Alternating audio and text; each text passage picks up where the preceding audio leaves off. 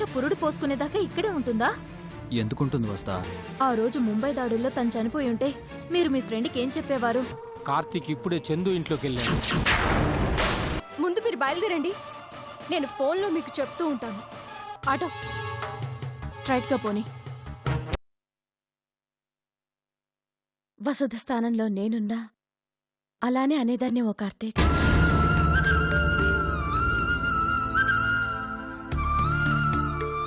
ఈ మాట మొదటి రోజు వసుధ అనుంటే కాస్త ఆశ్చర్యం కలిగేది.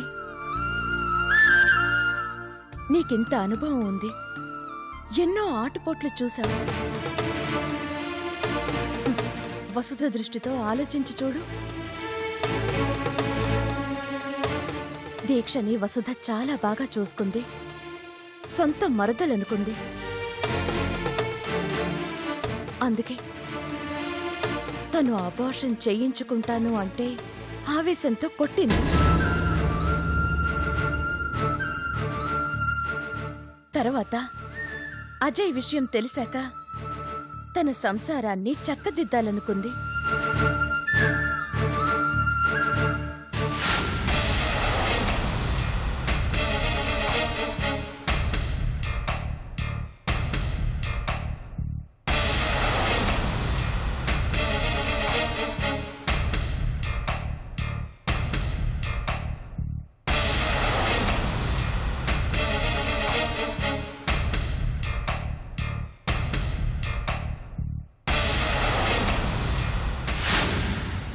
నువ్వింట్లో లేకపోయినా తను చొరవ తీసుకుని అజయ్తో హాస్పిటల్కి పంపించింది.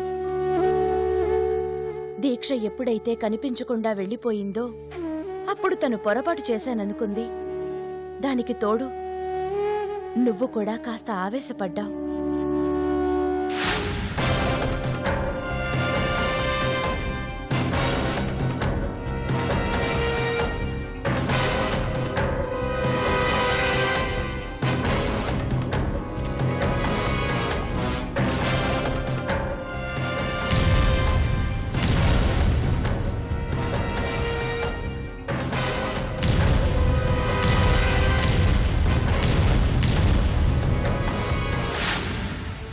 పక్క అజయ్ భద్ర లాంటి ఆ మృగాలున్నాయి, అది వసుధకి చెప్పలేవు.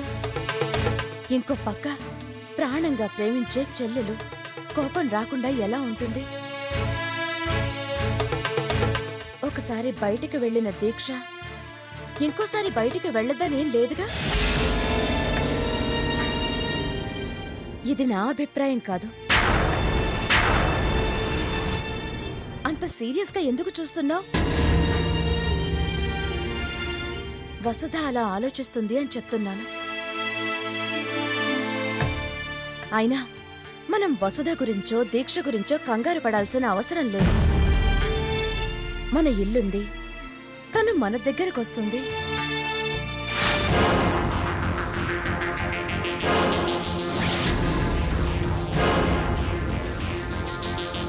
అయినా నాకు దీక్షని నీతో పంపించడం ఇష్టం లేదు.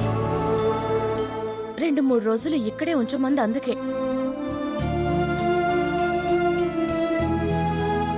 నువ్వే వసుధ సంతోషపడుతుందని తీసుకెళ్ళావు. ఇప్పటిదాకా నేనే మాట్లాడుతున్నాను, నువ్వు సైలెంట్గా వింటున్నావు. ఏం ఆలోచిస్తున్నావు కార్తీక్? ఏం లేదు. సరే, ఇప్పుడే వస్తాను.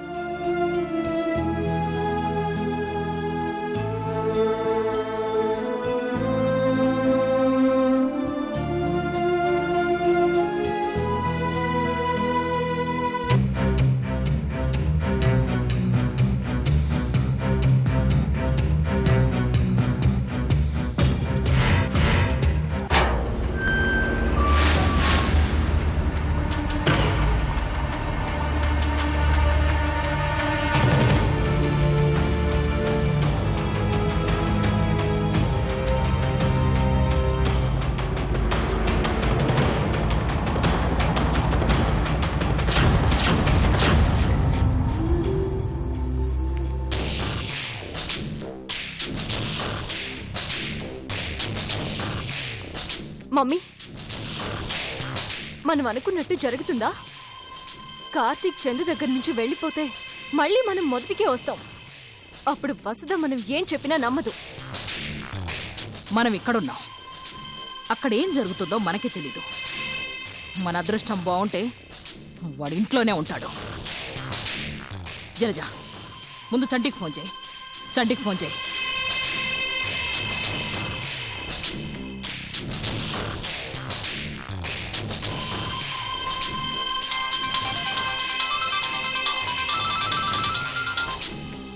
జల్జమ్మ, నేను చంద్రబుకి ఇంటికి దగ్గరలోనే ఉన్నాను.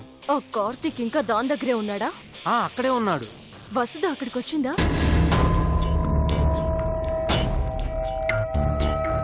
ఇంకా రాలేదు జల్జమ్మ.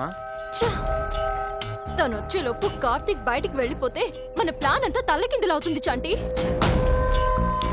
నాకు చాలా టెన్షన్ గా ఉంది. ఆ ఫోన్ నాకివ్వు.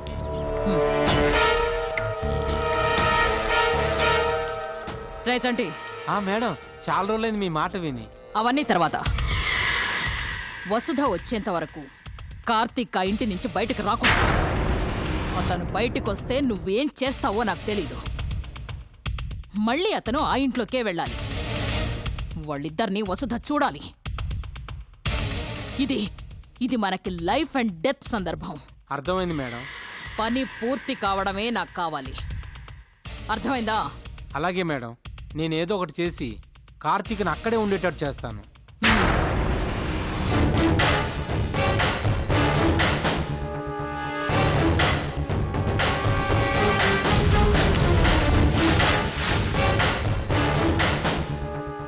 నువ్వు అనవసరంగా టెన్షన్ పడొద్దు జలజ. చంటి అలర్ట్గానే ఉన్నాడు. అయినా వస్తే ఇంత ఆలస్యం చేయడం ఏంటి? పెళ్లికొచ్చినట్టు రెడీ అయ్యి వస్తుందా ఏంటి? జలజ,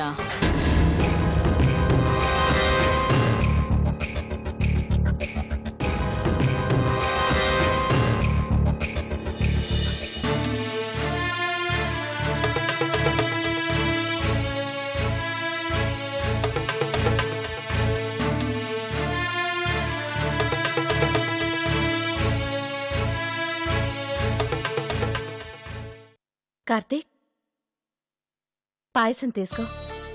ఏంటి చందు, ఇందాక స్వీట్స్ ఇస్తే వద్దన్నానని పాయసం తీసుకొచ్చావా? అయినా పాయసం చేసావంటే ఖచ్చితంగా ఏదో విశేషం ఉండే ఉంటుంది. ఉంటుంది కాదు, ఉంది. ఇంటికొచ్చిన దగ్గర నుంచి చూస్తున్నాను, నీ మూడేం బాగోలేదు. అయినా నీకు గుర్తుందేమో అనుకున్నాను.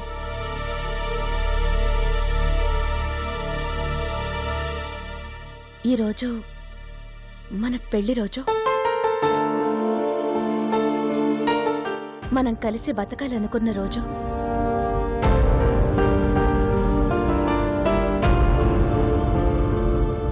సారీ చందు, ఇంత ముఖ్యమైన రోజుని గుర్తుంచుకోలేకపోయాను. నిజంగానే నాకు గుర్తులేదు. ఉన్న సమస్యలు కాక రోజు రోజుకి కొత్త సమస్యలు వస్తున్నాయి.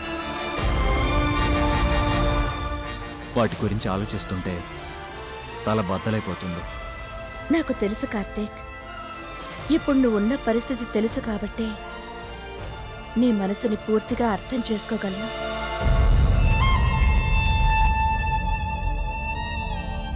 నువ్వు అర్థం చేసుకోగలవు చందు, కానీ నేనే నీ మనసును అర్థం చేసుకోలేక నిన్నెంత బాధ పెడుతున్నానో తలుచుకుంటుంటే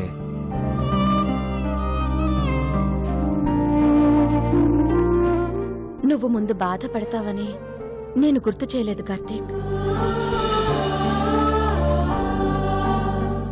కానీ మనసులో దాచుకోలేకపోయాను కార్తీక్.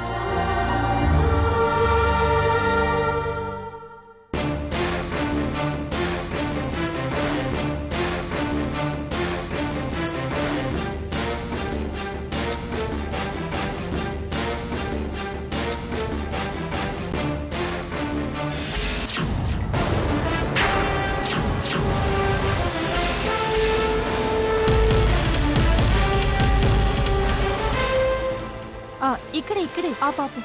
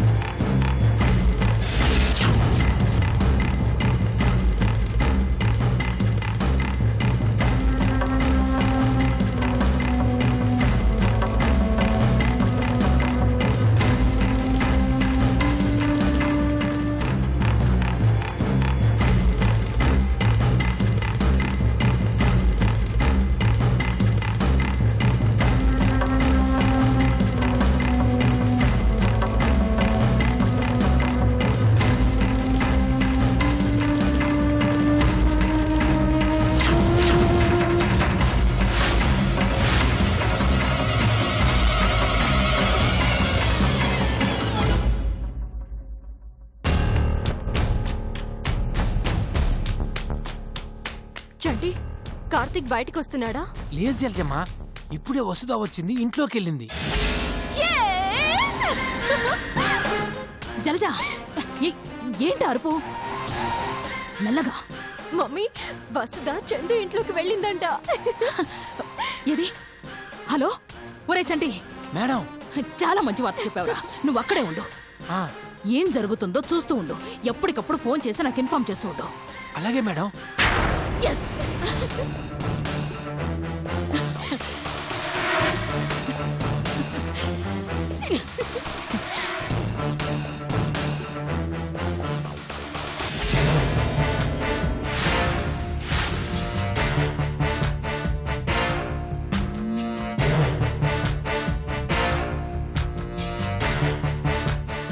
ఇన్ని సంవత్సరాల తర్వాత ఇంత ఆనందమా?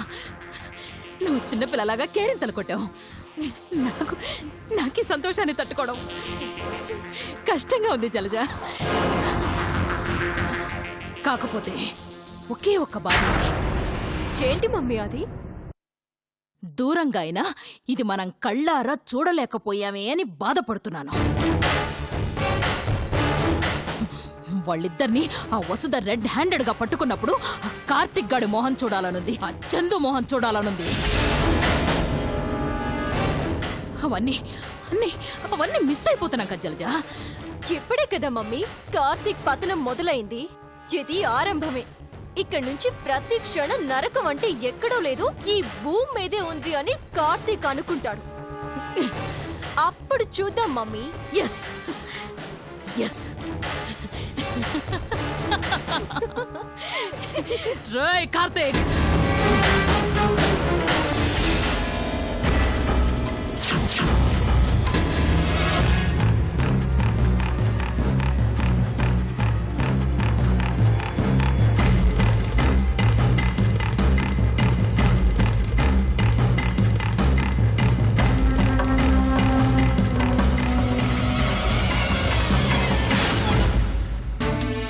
భర్త మనసును అర్థం చేసుకునే భార్య దొరికినందుకు అదృష్టవంతుడు అనుకోవాలో, తనని నమ్ముకున్న భార్యకి చిన్న చిన్న ఆనందాలు కూడా తీర్చలేని దురదృష్టవంతుడు అనుకోవాలో తెలియట్లేదు చందు. మన పెళ్లి రోజు నాకు గుర్తు చేయడానికి ఎంత నలిగిపోయి ఉంటావో నాకు తెలుసు.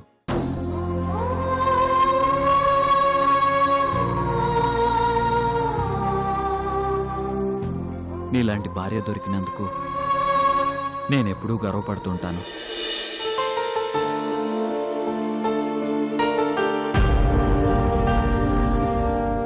ఈ అదృష్టం ఈ జన్మతో ఆగిపోకుండా జన్మ జన్మలకి నాకు ఇవ్వాలని ఆ భగవంతుడిని నిత్యం కోరుకుంటున్నాను. ఆ జన్మలన్నిట్లోనూ నువ్వు ఒక్కదానివే నాకు భార్యగా ఉండాలని, ఆ జలజ లాంటి వాళ్ళు ఆ దరిదాపుల్లో కూడా రాకుండా ఉండాలని వేడుకుంటున్నాను.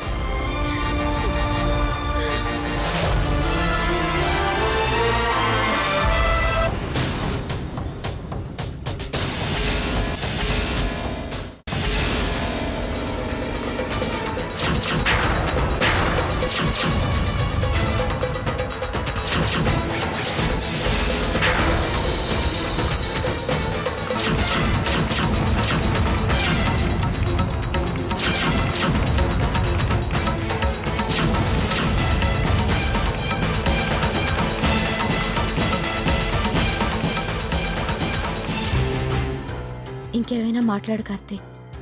ఆ జలజ చేసిన పనులు తలుచుకుంటుంటే గుండె రగిలిపోతుంది. ఇప్పుడు ఆ పేరెందుకు కార్తీక్? ఆ రాక్షసిని తలుచుకున్నా కూడా మహాపాపమే. అలా అని మనం ఊరుకుని అది ఊరుకుంటుందా? కెలికి మరి కయ్యానికి కాలు దూతుంది. మళ్ళీ ఏదో పెద్ద ప్లానే వేసినట్టుంది. ఈరోజు ఏకంగా ఒక మెట్టెక్కి దాంతో నేను దిగిన పెళ్లి ఫోటోల్ని వసుధకి పంపించింది.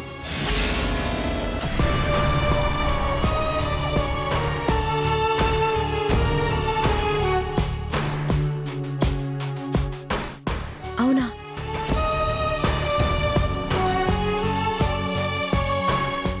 వసుధ చూసేసిందా? లేదు, ఏవో తంటాలు పడి ఏదో చెప్పి చూడకుండా మేనేజ్ చేశాను.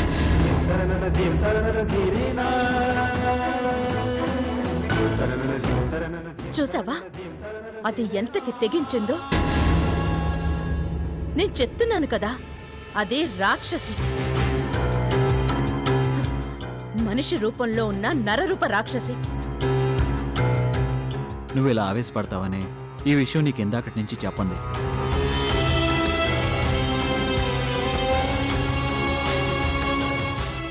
నేను ఆవేశపడేది నా గురించి కాదు, నీ గురించి. నువ్వెంతో కష్టపడి ప్లాన్లు వేస్తూ వసుధ ఇంట్లో రోజులు గడుపుతున్నావు.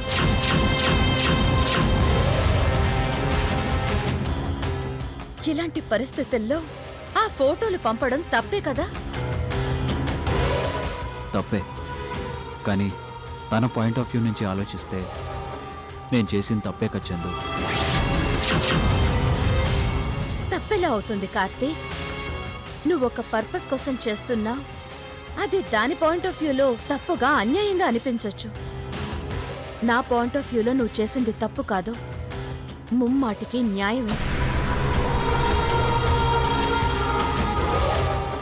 ఏం చేస్తాను చందు, అది నీలానే ఉంటే సమస్యలతో సావాసం చేస్తూ ఇంతవరకు రాం కదా. అదంతే, ఆ కట్టె కాలే వరకు అది మారదు. అలా అయితే ఏదో ఒక రోజు నేను వెళ్ళి దాన్ని చంపేస్తాను.